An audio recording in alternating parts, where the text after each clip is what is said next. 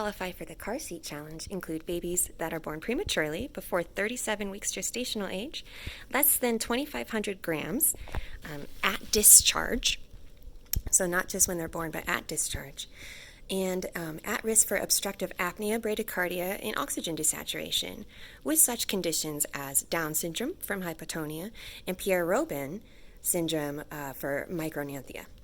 Skeletal defects that can also affect the respiratory function, like osteogenesis, would also be a candidate for a car seat challenge. And then finally, our babies that are going home on oxygen or an apnea monitor qualify. Some safety checks that we want to do before we put the baby into the car seat to make sure it's an appropriate car seat is check that it is not expired, that it is age and weight appropriate. Normally we're looking for 4 pounds and up. That it is a rear-facing car seat with no missing or broken parts, extra additions added to it, and that it meets our Federal Motor Vehicle Safety Standard 213, and that we know the history of the car seat. So if the parents bought the car seat off of Craigslist and they don't know whether or not it was in an accident, that's not really a car seat that we want to be using. So parents should know the history. And of course, it needs to have a 3 or 5 point harness. If the baby was not previously being monitored in the NICU, place the baby on a monitor and monitor for 30 minutes. You can document Q15, and that is just to establish a baseline of heart rate and oxygen saturation, so that if the baby fails the car seats challenge, then we know that it was likely due to positioning and not something else pathological. Hello, everybody in the South Denver group. This is Erin Day. She's the Parker car seat technician, and she's going to review a little bit about how we can fit our babies into the car seats. Thank you, Erin. Awesome. Welcome. Okay, so when we are getting ready to do a car seat oxygenation check on a baby, we're going to check our car seat first. We want to make sure that it's not expired. So you're going to find the manufacturing details on a sticker underneath the car seat. Oops, sorry. This one was manufactured 11/13 of 2014. This would be an expired car seat, which we don't want to have. Sometimes the expiration date will be on the same sticker as the manufacturing information, but a lot of times it is printed in black on the black car seat, but you should be able to find it in this area back here is where the expiration and the manufacturing information will be. You want to have the parents bring in the car seat manual, make sure that they've read through it, because that will give them a lot of information about how to fit this car seat.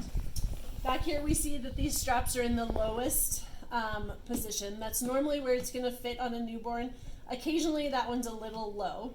If when you put the baby in the seat, their shoulder is above this next slat coming through the seat on the other side, then you can have the parents, or you can move the straps up to that one instead of the lowest, but it's normally in the lowest position.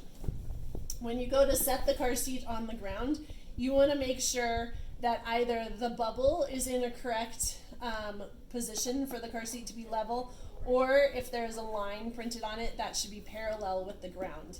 A lot of times you can make this happen by bringing this handle back and putting it in the resting position, and that will hold that car seat, keep it from rocking, and keep it at a level position. So that's how it is now.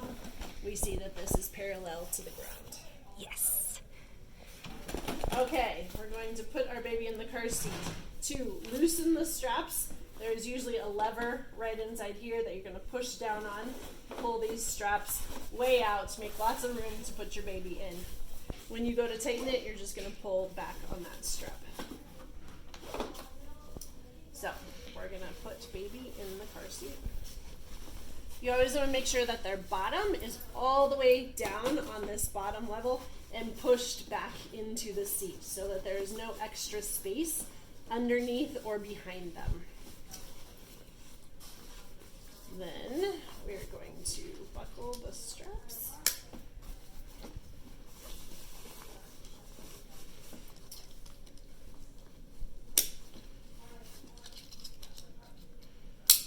One important area to check is that we have this strap here that goes over their hips, nice and snug. When we pull this one to tighten it, it does not tighten at the baby's hips because it only tightens from the top. So if we pull this chest clip down and we pull that nice and snug through here, that keeps that chest clip from going into their face when we tighten it, and it also keeps it snug around their hips while we're tightening the top. So as we tighten down the top, the way we are going to check for proper tightness is we're going to check at the baby's clavicle. If we can do a horizontal pinch like this at the clavicle, then it needs to be tightened more. So we're going to snug that up, see if we can pinch it. I can't pinch it. So I'm going to pull this chest clip up so that it is at armpit level on this baby. So when we come off the top here, we fall right into their armpits. You can see that where this strap comes through the seat is just below baby's shoulder level. It should either be just below or right at, never coming from above their shoulder level. This is the next slot up, and so this baby's shoulders are not above it, so we would not move them up to there. The padding that is in this car seat is only the padding that comes with the car seat. We should never use extra head positioners or any other padding that is not tested with the car seat, unless we are doing the rolls on the side of the baby. Sometimes baby will be so small that there will be a big gap between the crotch strap and their body. If baby's leg can be moved to the other side because there's too much gap, then we can take a rolled up washcloth and tuck it in here to make it tighter between the baby and the strap. Otherwise, the only other reason that we would add positioning help is if baby is so slouched, their torso is so slouched that they can't be in a good position in the car seat. We then would use rolled up blankets, starting at shoulder level, and just going down beside the baby. Never between the harness and the baby, simply from shoulder level so that we make a nice snug fit in there. It should not impede or assist their head control, only starting at shoulder level. So then we can snug that in. In an accident, this is not going to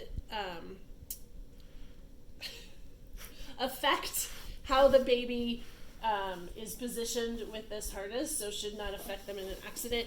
And these towels are free to fly out of the car seat versus keeping the baby in a bad position. Okay. One thing important to instruct parents on, that even when it is cold outside, you do not want to put anything puffy or thick on the baby in the car seat. Number one, they tend to overheat very easily. We bundle them all up, get in the car, turn on the heat, and they cannot shed layers the way that we can, and so they get overheated. But really, for another safety aspect, is that we don't want anything puffy between the baby and the harness, because even the little bit of puffiness of a coat makes a lot of distance in an accident for baby to be injured. So how we take care of it, we put them in their normal outfit, put them in the car seat, put the harness on nice and snug. Then you can take a blanket, put it over top of them at the level of the chest clip. You can tuck it in around the sides, put a hat on them, and they should be nice and happy and warm to go. You will document your heart rate and your pulse oximetry every 15 minutes for 90 minutes, or as long as it takes for the baby to get home if it is an over 90-minute drive, just to see how well this baby is tolerating the position of the car seat.